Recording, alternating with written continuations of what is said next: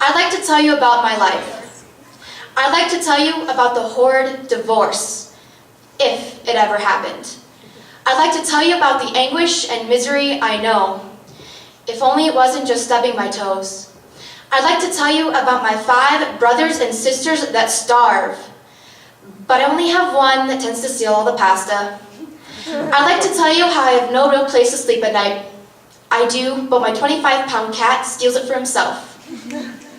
I'd like to tell you what you want to hear, a sad, sad story about my mother dear, but I won't live a lie that is worse than the truth. The anguish and misery that is only acknowledged, darling, stop right there and smell the flowers.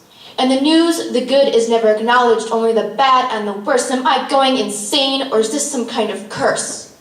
Till it gets worse before it gets better, and you'll just have to wait, like, come on. It's great when you graduate.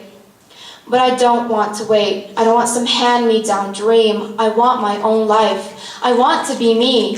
If being me means being happy, then I'm all for it. I'm not going to have that perfect dream family or that white picket fence, but all in the end, I know that it's worth it. But sitting around and crying about how bad it is now isn't going to make it any better. All the bad seems to muddy up the good, and we're stuck in a rut, hoping and praying and trying to brace ourselves for this cold, bitter hate of this real world that we have to face. The hate of broken hearts, or dead-end jobs, of falling apart, or losing it all. Forgetting those warm, sunny days where everything seemed better, that special place where the grass seemed a little greener. Focusing on the bad grades and never the work, losing sight of what's important, forgetting that truth can really hurt. We lock away our hopes and dreams, knowing they'll be shot down on first approach. The truth of who we truly are is lost in this modern world.